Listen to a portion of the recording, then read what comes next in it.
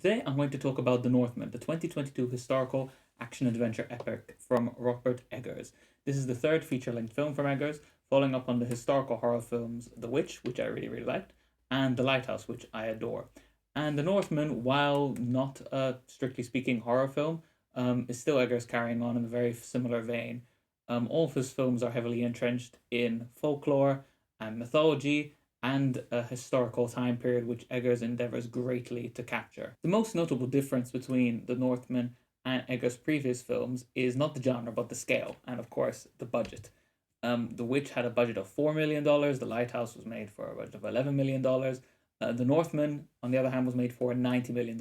And with a budget of that size, comes certain consequences, bracketing the boring concerns of studio influence. Another consequence of working at such a budget level is a much bigger film in terms of the scale. You know, The Witch and The Lighthouse, which are both excellent films and very admirable achievements for the budget level, are essentially chamber pieces, you know, much smaller films, a small set of characters, a small set of locations and sets. Northman, however, is an adventure epic at a much higher budget scale, and so we are taking through a number of different locations and sets on this kind of epic odyssey.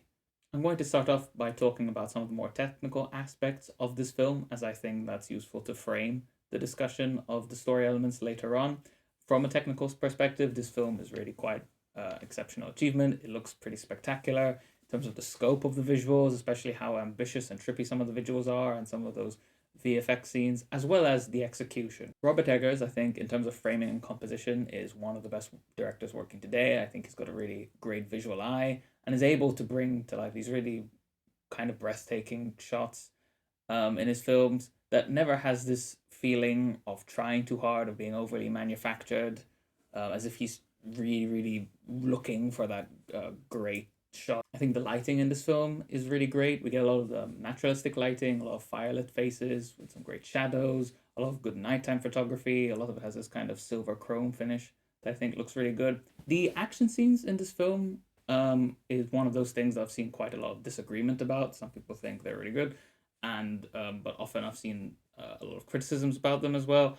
I really enjoyed them. I thought they were pretty great. I thought there was a lot of dynamic direction and blocking going on in terms of how the characters are moving within the frame as the camera's moving.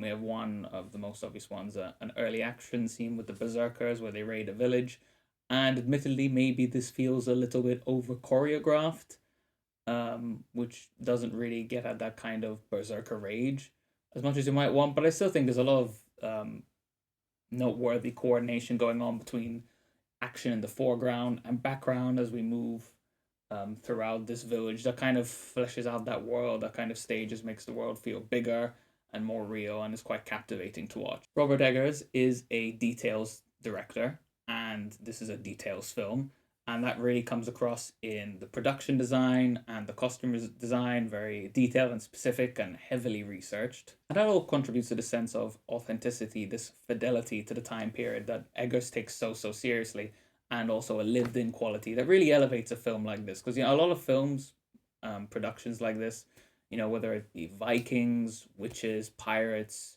anything like that, they can feel very plastic. It's a problem I find across the board. A lot of TV shows and films that are period pieces don't really feel truly period, but Eggers always nails that quality. Whatever time and place he's taking you to, you will feel like you are there.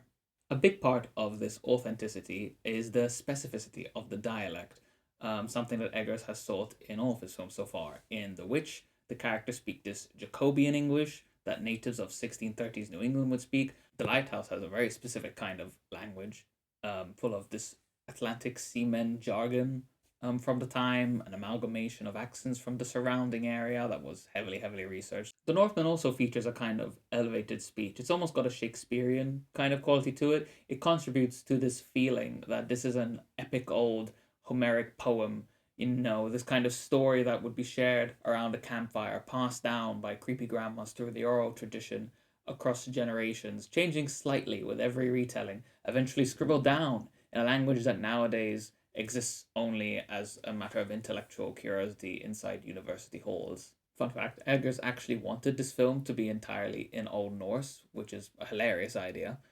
That also I think would have really worked. I think it would have really added to that authenticity, and I think the dialogue would have worked better. understandably quite hard to sell a studio on that when the film has like a budget of $90 million and they're expecting it to be a kind of like Gladiator or Braveheart type of film. Eggers is able to really make the past and the people who occupied it feel very alien. You know, their values, their ideals, and their lives are completely disparate from our own, almost making it difficult to empathize with them a little bit because of this alien quality. This fidelity to the time period extends to the beliefs of the people who are occupying it, since he is trying to faithfully represent the reality. The sort of magical, fantastical elements must become very real in his films, and that is most true of the Northman. The magical is not a break from reality.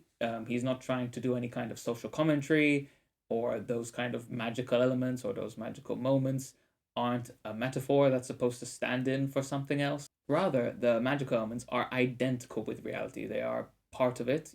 They are as real as sunshine or rainfall. These people accept these magical elements of their reality and exist alongside them without question. This then applies to a lot of those central elements of the plot. You know, Amlet's idea of destiny, the existence of Valhalla, the magical family bloodline tree visiony thing are all very real to them, and they're very real to the film as well. You can compare that to a lot of modern films where there's a lot of sort of like fantastical elements that are actually metaphors for something else. Say something like "Talk to Me," the possession is there and it's real in the film, but we know they're kind of trying to allude to trauma and substance abuse. And with Eggers, we don't really get that. There will be things that are emergent, the ways the fantastical elements make us think of other things, but what you see is what you get. You know, it's very, very literal in that way. This obviously impacts how the themes come across. You know, for example, one of the most obvious themes to pick up on is this representation of a very kind of archaic, very old school masculinity in a world where might was right, very literally. And masculinity and vanity are definitely things that Eggers has dealt with in the past, but in this film, he isn't interested in moralizing about the values of these people. There isn't any attempt here to do a social commentary on the merits of these values or ideals, rather, he's just trying to present them authentically as belonging to this era. The themes and ideas that come across in his films do so in a kind of incidental manner, and that's most true of this film, but also you could say of his other films as well, where he's trying to present something as authentically as possible while also having these sort of mythical spiritual beliefs worked in. He isn't trying to, so to speak, say something. And he said this in a couple of writing seminars I watched of his, where he actually says, in the case of The Witch, he was writing a story about a witch. In the case of The Lighthouse, he was writing a story about these two dudes in a lighthouse. He wasn't trying to say something about anything, but the themes kind of naturally, organically emerge from within, which is probably the best way to write anyway, is that the themes kind of reveal themselves rather you try and plug them in as much as possible. And I think The Northman is really an exemplar of that attitude to writing. This makes the film quite unique in that it presents these ideas without demanding that we spend our time chewing on them, without telling us we need to be thinking about them. There's no finger wagging going on there. Rather, we're able to just fully immerse ourselves in the reality of this magical world. Even when period is done quite well and realistically, you know, we still tend to look at things through the eyes of modernity with this kind of modern framing where we transpose our worldview onto the film. Through his portrayal of the past, Eggers is able to give us a window into the subjectivity of an ancient people rather than an objective kind of portrait of the past, which is often cited as what the goal of a period film should be. This is reflected in the arcs of the characters, which I think are often overlooked when talking about this film. Take the King Arvindel, Amlet's father, played by Ethan Hawke, who's looking bizarrely muscular for him in this film, for whatever reason. We learn that ultimately he was not a great king, that he was hated by his wife and brother because he lost sight of them and of his kingdom in pursuit of his legacy of having the right kind of death that will send him to Valhalla, involving himself in these bizarre rituals with his unkempt jester, played by Willem Dafoe, in a role that is as kooky as befits him. The film is so immersive and the themes are so incidental that you don't really take the time to stop and reflect on the arc of the sick king and his masculine vanity and how that condemns his son to the life he ultimately leads. The story itself has quite a classic structure. Our hero journeys outwards to ultimately return back to the beginning. The status quo is life in his father's kingdom, and the catalyst for his hero's journey to begin is his father's betrayal at the hands of the brother, Fjolnir. So the uncle claims the kingdom and takes Amlet's mother hostage. Amlet, must flee the kingdom, and makes a sacred promise to avenge his father, to save his mother, and to kill his uncle. He grows up to become a strong warrior, and after raiding a village with the berserkers, he takes a moment. He hears the screams of a village on fire, which seems to stir in him a memory of the past that perhaps he's forgotten. He meets a seeress, played by Bjork, for some reason, a kind of witchy prophet, and she reminds him of the oaths that he had taken. The twist in this story map is that there is actually no beginning to return to. Amleth can't reclaim his home because Fjornir has lost the kingdom. His treacherous uncle is reduced to a sheep farmer who rules over a very petty kingdom with a few slaves. I really like this element of the story. I feel like it's almost kind of a nod to a certain way of life dying. You know, the first king of Norway claims the kingdom that the uncle rules over, and so it's kind of like a nod to all these smaller king island types fading out of existence, like the end of these smaller clans and the birth of these larger nations. The uncle Fjornir is this kind of embittered prince. You know, he was a king who never was, who felt entitled to this throne that he never truly claims, always feeling like he would do a better job than his brother. And when he finally does what he needs to take it, it's immediately taken from him. And so he never really gets what he's after. Kind of like King Charles. Honestly, the first time watching this film, the ending slightly disappointed me. It's of course visually spectacular, but I couldn't find the depth or emotional attachment that I was hoping for.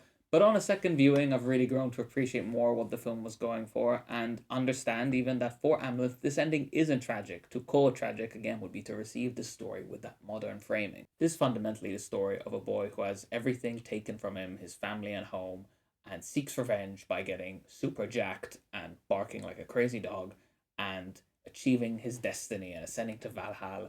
And at the end of this, he triumphs. So when this story gets told around that campfire, like I said, I don't think it's supposed to be a cautionary tale or a tragedy. I think it's heroic, inspirational, even. There isn't a message here that Amlet should have abandoned his lust for revenge and destiny, instead staying with Olga, the Slavic witch played by Anya Taylor-Joy, who he falls in love with and sires children. But rather, it is a heroic tale of a hero who stood up, met his fate head-on, kept his oath, and ascends to Valhalla as reward. Now, of course, based on all that, we can and are able to reflect on these people of the past, on their fatalism and the terrible things that drove them to do. And Amleth does really do some awful things on his quest for his vengeance. And in his mind, and I think very importantly in the mind of Eggers as the writer here, all those terrible things are part of a fate that is already written. He is an actor in a play, playing out his part in the destiny that the fates have written for him. There's a lot of small things I could hark on about. I just really enjoyed watching this film, and I love so many of the details. I love,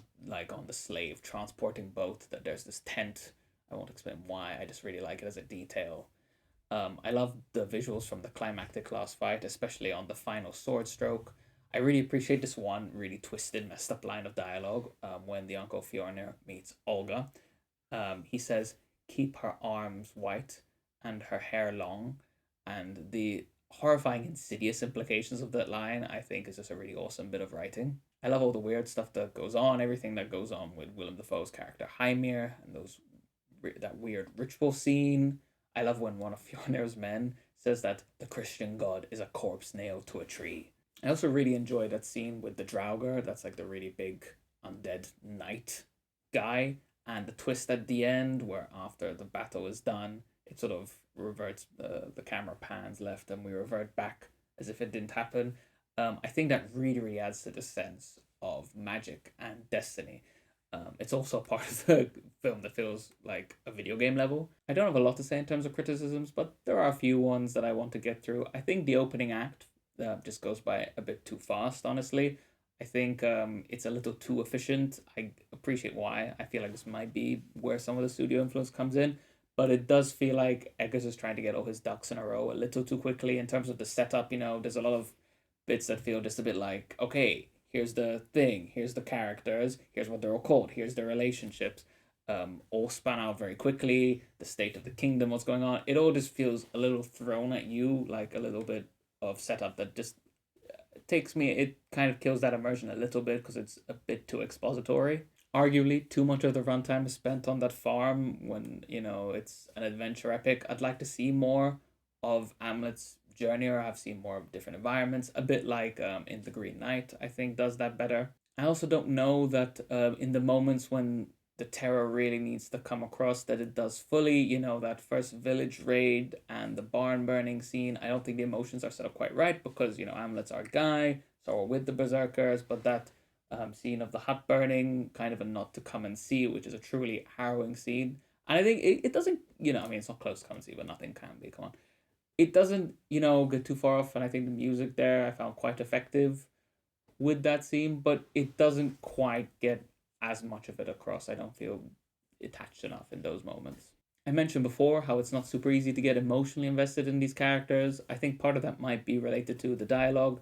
While I get that this kind of elevated speech is very important for the overall vibe and that authenticity, the stilted nature of the dialogue at points, I think, makes it a little bit harder to really sink your teeth into it. This emotional investment aspect, I'm saying, it doesn't ruin the experience for me. I feel like this film was going for something quite specific in this kind of portrayal, and I'm good to just appreciate it as a details movie that it is. Compared to his previous films, a little more psychologically shallow. I think The Witch and The Lighthouse are both very psychologically deep and interesting, and I don't find that here. Again, maybe there's a consequence of what this film is and is trying to be. I don't think that's necessarily a failing, but it makes me appreciate it maybe slightly less than his other films. Again, for a number of reasons, I don't love it quite as much as The Lighthouse, but it's a film that cares about the details more than anything else, and in that it excels. And for me, I'd say a strong 8 to an 8.5 out of 10.